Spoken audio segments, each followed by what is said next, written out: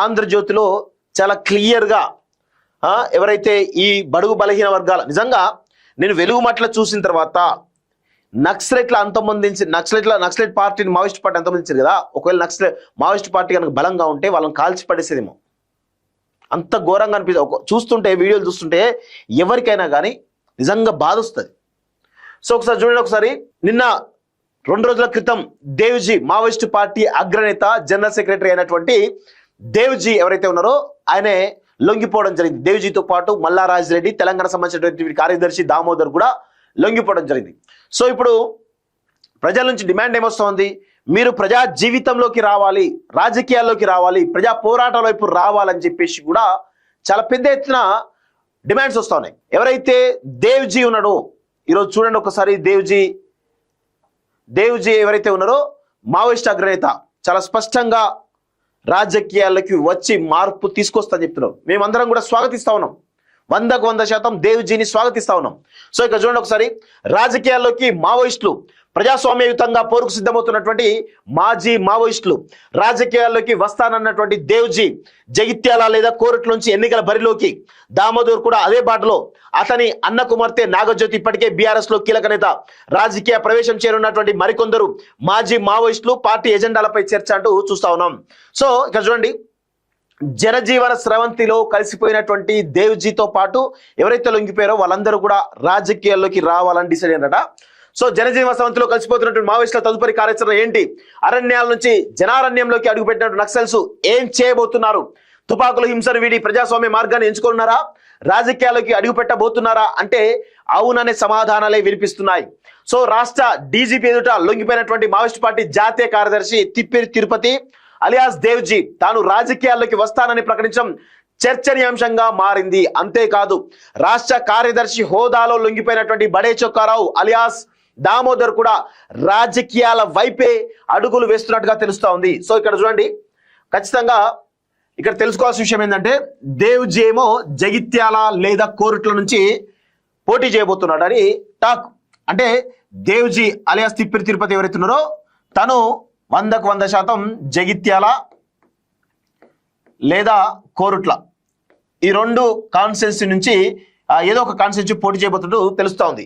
So ఇక్కడ బడే చొక్కారావు దామోదర్ ఉన్నారు కదా, తను ఎక్కడి నుంచి పోటీ చేయాలి? తనది ములుగు ప్రాంతం కాబట్టి నాకు తెలిసి ములుగు నుంచే పోటీ చేసేటువంటి అవకాశాలు అయితే కనబడతా ఉన్నాయి. సో అక్కడ ఎందుకు అంటే జగిత్యాలలో లీడర్షిప్ సరిగా లేదు, కోరుట్లలో లీడర్షిప్ సరిగా లేదు, అంటే అన్ని పార్టీల నుంచి లీడర్షిప్ సరిగా లేదు, ప్రజలు ఆల్టర్నేట్ కోరుకుంటున్నారు.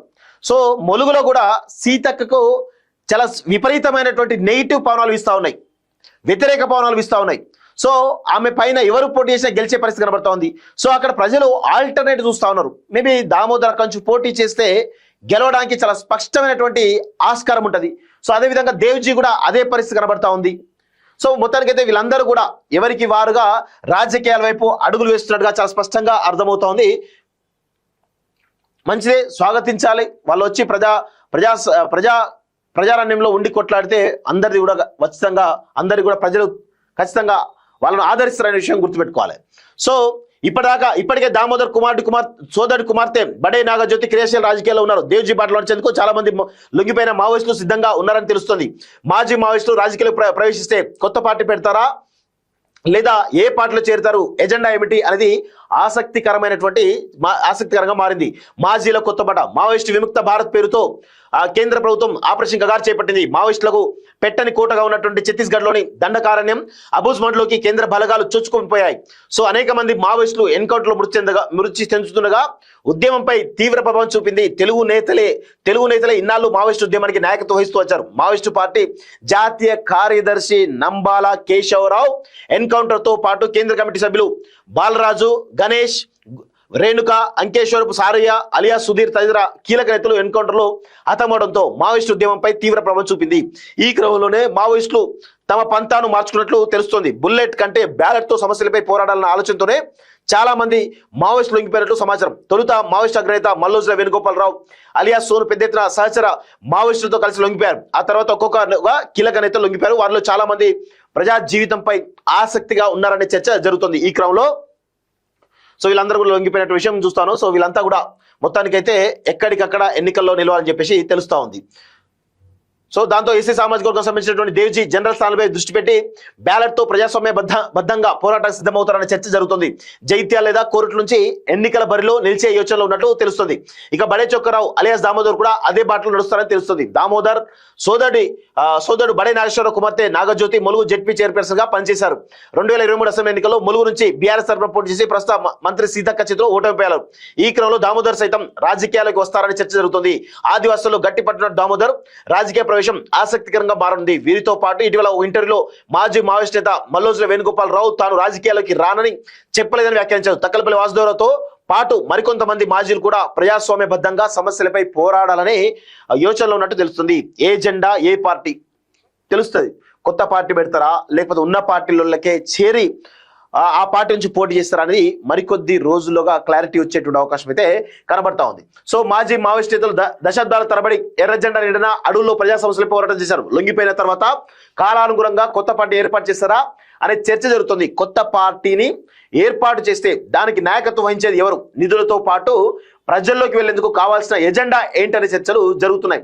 సో ఇప్పుడున్నటువంటి పార్టీలను కాదని ప్రజలు తమని ఆదరించాలంటే ఏం చేయాలని దానిపై కొంచెం సీరియస్ గా చర్చలు చేసి రాజకీయాలకు వస్తే ప్రజలు ఖచ్చితంగా ఆదరించేటువంటి అవకాశం అయితే ఉంది. ఎందుకంటే ప్రజలలో 100% ఒక ఆల్టర్నేటివ్ పాలిటిక్స్ కోసం ప్రజలు ఎదురుస్తున్నారు. ఈరోజు బీఆర్ఎస్ పార్టీ 10 సంవత్సరాలు ప్రజలను దోచుకు తిన్నది. ఇప్పుడు వాళ్ళు దోచుకు తింటే వీళ్ళు దౌర్జన్యం చేస్తారు పేద ప్రజలపైన. సో అందుకే రెండు పార్టీల పైన ఆల్రెడీ తీవ్రమైనటువంటి వ్యతిరేకత కనిపిస్తూ ఉంది ప్రజల్లో. ఇక బీజేపీ గురించి మనం ఎంత తక్కువ మాట్లాడుకుంటే అంత మంచిది. ఇక ప్రజలు ఆల్టర్నేటివ్ చూస్తూ ఉన్నారు. దోపిడీదారులు దొంగలంతా కూడా ఈరోజు రాజ్యం వెళ్తా ఉన్నారు. ప్రజల కోసం పనిచేసేటువంటి ఒక నాయకత్వం కావాలని చెప్పేసి కూడా ఈరోజు ప్రజలు ఆల్టర్నేటివ్ పాలిటిక్స్ కోసం ఎదురుస్తూ ఉన్నారు. సో ఖచ్చితంగా దేవ్జీ లాంటి వాళ్ళు, దామోదర్ లాంటి వాళ్ళు ఖచ్చితంగా ఒక ఆల్టర్నేటివ్ రాజకీయాలు నిర్మిస్తే కనుక ప్రజలు వాళ్ళ వెనకాల ర్యాలీ అయ్యేందుకు కూడా సిద్ధంగా ఉంటారనేది కూడా గుర్తుపెట్టుకోవాలి. సో ఇది పరిస్థితి మిత్రులారా. లైవ్ లైక్ చేయండి, కామెంట్ చేయండి, షేర్ చేయండి. అదేవిధంగా సబ్స్క్రైబ్ చేయని వాళ్ళు సబ్స్క్రైబ్ చేసుకోవాల్సిందిగా కోరుతాను మిత్రులారా. ప్లీజ్ దయచేసి కాలోజ్ టీవీ లైవ్ ను లైక్ చేయాల్సిందిగా, కామెంట్ చేయాల్సిందిగా, అదేవిధంగా సబ్స్క్రైబ్ చేయాల్సిందిగా కోరుతాను మిత్రులారా. నెక్స్ట్ ఒకసారి మనం ఆంధ్రజ్యోతి నుంచి స్టార్ట్ చేద్దాం.